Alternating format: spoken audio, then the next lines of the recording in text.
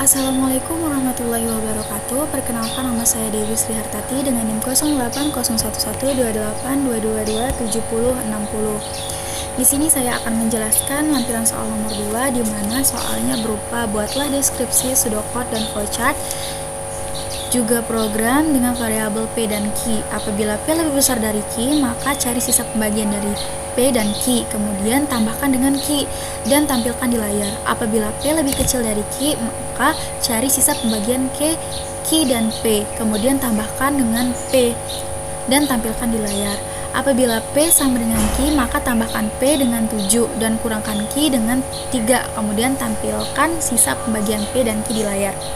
Nah, pada program ini saya akan menjelaskan pseudocode-nya terlebih dahulu, di mana pseudocode itu bakal dimulai dengan kata begin.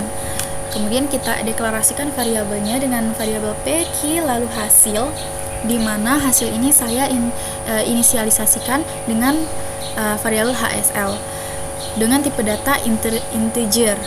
Lalu kita read P untuk dapat memasukkan nilai P, read Q. Lalu kita masuk ke pernyataan if. Pernyataan if pertama di mana seperti yang tertera pada clue atau ketentuan dalam soal itu, apabila P tidak sama dengan Q, maka lakukan prosesnya.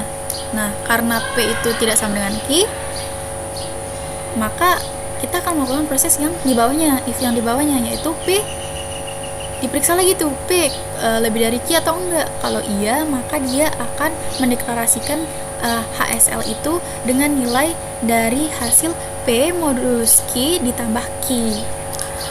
Lalu langsung dicetak sebagai hasil akhir perhitungan. And if, lalu jika dia tidak, P itu tidak sama dengan P itu tidak lebih dari Q, atau P itu bernilai kurang dari Q, maka yang akan dilakukan adalah pernyataan yang kedua atau else if, di mana nilai HSL itu berupa hasil dari Q modulus P ditambah P, yang nantinya akan dicetak berupa hasil akhir perhitungan yang nilainya HSL itu berupa nilai yang sama dengan Q modulus P ditambah P. Kemudian and if, lalu masuk lagi tuh ke pernyataan selanjutnya. Kalau misalnya dia enggak kurang dari atau lebih dari tetapi sama dengan, maka dia akan melakukan di mana nilai, kita akan mendeklarasikan nilai P itu P ditambah dengan 7, maka nilai P nya itu akan kita masukkan ke dalam variabel P, dan nilai Q dikurang 3 akan kita masukkan ke variabel Q. Lalu P modulo Q kita akan masukkan nilainya ke HSL dan cetak hasil akhir perhitungan. Kemudian N. Sini saya akan menjelaskan flowchart-nya. Seperti biasa, flowchart itu dimulai dari kata start dengan simbol oval. Kemudian kita akan masukkan input dari variabel yang nantinya akan kita gunakan, yaitu PQ. Kemudian kita cek tuh P tidak sama dengan Q atau enggak. Kalau iya, maka lakukan ini P, cek lagi pengecekan if dalam proses P tidak sama dengan Q ini, berupa pengecekan P itu kurang dari Q atau lebih dari Q. Kalau dia lebih dari Q, maka lakukan pendeklarasian nilai hasil yang merupakan hasil dari P modulus Q ditambah P, yang nantinya nilainya ini akan dimasukkan ke dalam variabel hasil. Tetapi jika P itu kurang dari Q, maka lakukan pendeklarasian yang ini, yaitu variabel hasil yang nantinya nilainya akan sama dengan hasil dari Q modulus P ditambah Q. Tetapi jika dia bukan P yang tidak sama dengan Q, tetapi P sama dengan Q, maka lakukan proses yang ini, yaitu variabel P berupa nilai P ditambah Q yang dimasukkan ke variabel P, lalu nilai Q dikurang 3 yang dimasukkan ke variabel Q, dan nilai P modulo Q yang dimasukkan ke dalam variabel HSL. Lalu kita cetak hasilnya, kemudian N. Nah, selanjutnya kita akan membuat sebuah program dari PQ tadi, di mana Seperti yang kita tahu, dalam membuat program C++, kita harus menuliskan include IOStream terlebih dahulu. Include IOStream, di mana include IOStream ini berfungsi untuk agar kita dapat mengakses fungsi input maupun output yang ada pada program, seperti cout, cin, endline, dan sebagainya. Kemudian kita tuliskan fungsi using names std, di mana fungsi ini kita tuliskan agar kita dapat mengakses fungsi-fungsi std yang ada dalam program C++. Kita tuliskan lagi fungsi utamanya berupa in main, lalu kita buka programnya dengan mengetikkan kurung awal buka dan kurung awal tutup untuk mengakhirinya. Lalu kita deklarasikan ada variabel p, key, lalu variabel hasil dengan tipe data integer, dan kita buat cout untuk keterangan masukan dari nilai variabel p.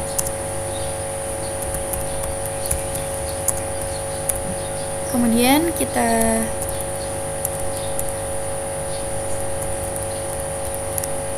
inline, hasilnya itu p.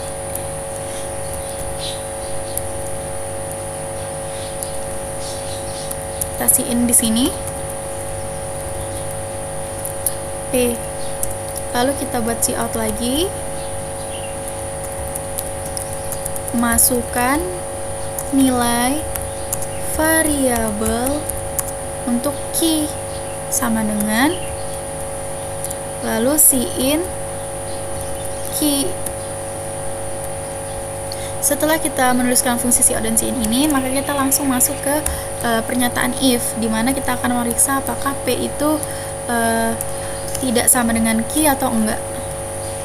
Kalau iya, seperti yang saya bilang itu, maka program akan langsung memeriksa kembali if di dalam if bersarang, di mana pada if p tidak sama dengan key ini ada p lebih dari key.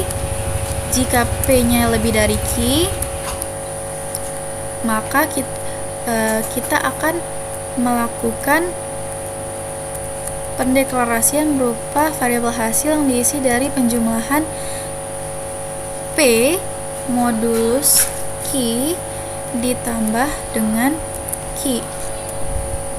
Kemudian jika dia bukan nilai dari p lebih dari key, melainkan p kurang dari key, maka dia akan melakukan pendeklarasian yang dimana key itu modulo p ditambah p, seperti ketentuan yang ada pada soal, yang nantinya hasilnya itu akan dimasukkan ke variabel hasil.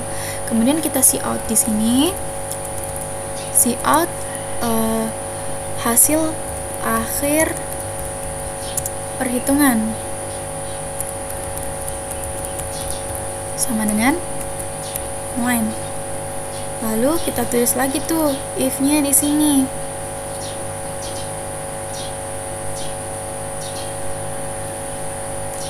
Else if-nya di sini, else if, karena ini masih di dalam if yang pertama atau luaran if yang pertama. Kemudian else if kita tulis p kurang dari key, maka kita lakukan pendeklarasikan HSL berupa key modulo p ditambah dengan p.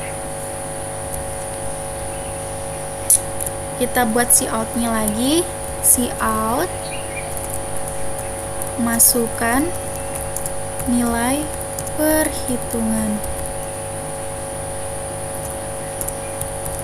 nilai akhir perhitungan.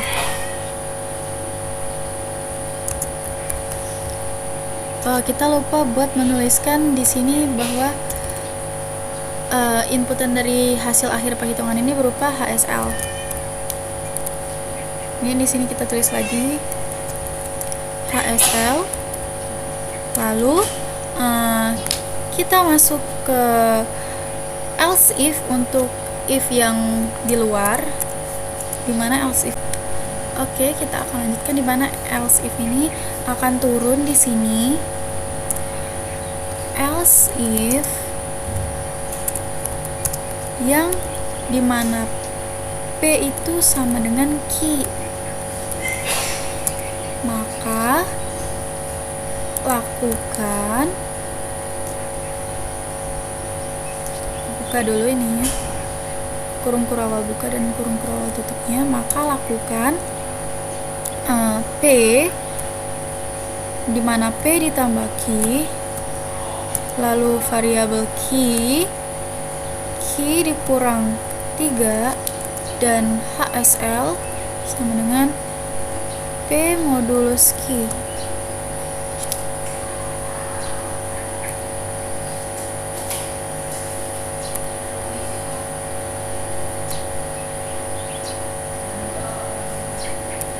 Nah ini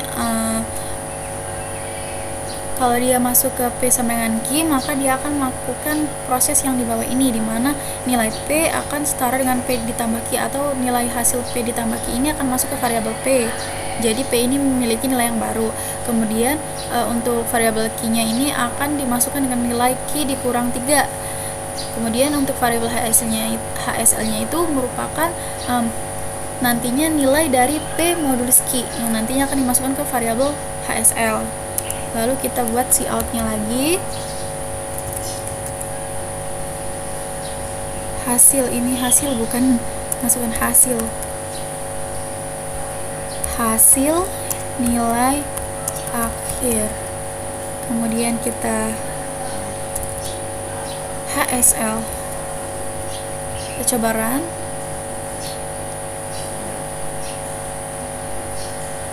Oke. Misalnya kita di sini masukkan variabel P itu dengan nilai 10 dan variabel Q itu dengan nilai 10. Maka hasil nilai akhirnya itu adalah 6. Sama dengan. Oke, kita coba lihat lagi hasil nilai akhirnya tadi. Misalnya tadi kan 10 tuh, lalu 10, maka hasil nilai akhirnya itu 6. Dari mana 6 ini berasal?